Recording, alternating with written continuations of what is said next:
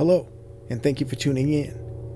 This video is going to be a visual showcasing of the Trick or Treat Studios, the Texas Chainsaw Massacre, the beginning Leatherface mask.